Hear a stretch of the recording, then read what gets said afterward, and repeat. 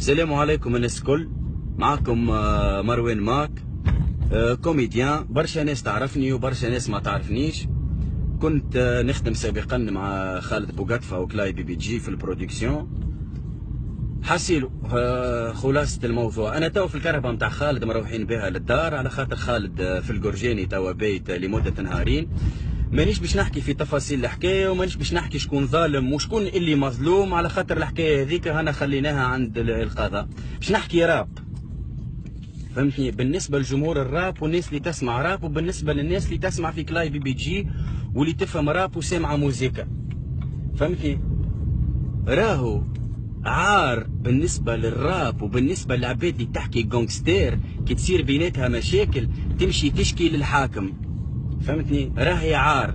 وانسان اللي يسب في الحاكم حياته الكل وحياته كل ضد الحاكم ما يمشيش يشكي للحاكم ويقول لهم على خاطر سب لي امي. فهمتني، على خاطر كلاي بي بي سي معناتها سب ام كافون وسب ام حمزاوي وسب امات الناس الكل، وتظهر لي طلعوا ارجل منه، معناتها ما مشيوش يشكيوا للحاكم. فهمتني، بالله الميساج هذا نحبوا يوصل بالكدا للجماعة اللي ماشي في بالها فما راب في تونس. بالنسبة لنهار اليوم خالد بوغاتفا في الجرجاني، معناتها الراب التونسي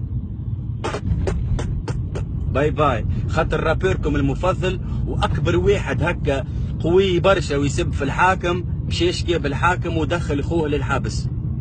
فهمتني، واكثر انسان يحكي على الفلوس واللي هو مع الزوالي وضد الفلوس، نهار اللي جات في يده الفلوس والسيد اللي جاب له الفلوس دخلوا للحبس، وقفوا في الحبس ومرمدوا.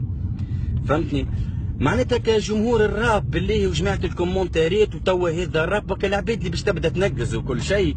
حبكم تفهموا اللي رابيركم المفضل طلع مهما باش تكون الحكايه ما نمشيوش نشكيو للحاكم، رانا نحن فضاء وحدنا ولاد حوم.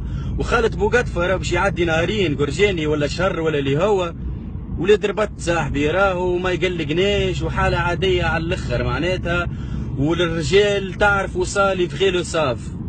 فهمتني، راهو معناها انت في بالك هكا عملت حاجه قويه برشا دخلت خالد الحبس، بالعكس هذا يا صاحبي راك طلعت عفات على الاخر، وراي هذه نهايتك مش بدايه النهايه، هذه راي النهايه نتاعك صاحبي. صباح الخير كلاي بي بي جي، اللي انا واحد من الناس تغريت كيما برشا توا مازالوا متغرين. فهمتني، عرفتك عام 2011 في قفصه وسهل ربي وتقابلنا مع بعضنا وخدمنا مع خالد وعملنا مع بعضنا تورنيك. كان ماشي في بالي اللي انت راجل، كان ماشي في بالي اللي تدافع على حريه التعبير واسيه بي وديما مع اولاد الشعب وديما ولد على خاطرني ولد قفصه. هذاك علاش وقفت معاك وهذاك علاش كنت موجود معاك، خاطر في بالي قضيه ندافع عليها مع بعضنا. لكن صاحبي طلعت بصاص ومشيت صبيت للحاكم صاحبي، واللي يسب للحاكم باي باي ماناش هكا صاحبي، نحن جمله. وخالد خويا ربي يخلص وحلك وراك معلم وتبقى معلم، وهو باش يتفرج في الفيديو هذا يعرف وانا نعرف وحاضر. فهمتني، اللي السيد هذاك برشا صاحبي خير معناتها من كتفه هو. فهمتني، خاطرك جيت للاستوديو صاحبي ما عندك حتى فرنك، ونخلصوا عليك في الفريكاسي ونخلصوا عليك في حق التاكسي. فهمتني، نخلصوا عليك في حق التاكسي ونخلصوا عليك في الفريكاسي. تجي صاحبي التبديله نتاعك تصور بها 6 كليبات.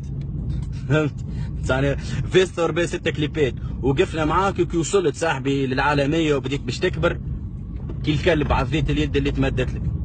خالد ربي يخلص وحدك، وبالله الفيديو هذه بارتاج على الاخر، على خاطر عار للراب التونسي اللي صار اليوم، وعار للرجله، وعار للناس اللي ماشي في بالها فما معناتها الناس اللي فما في بالهم راجل يدافع عليهم وحريه التعبير وفي بالهم اسيا بي.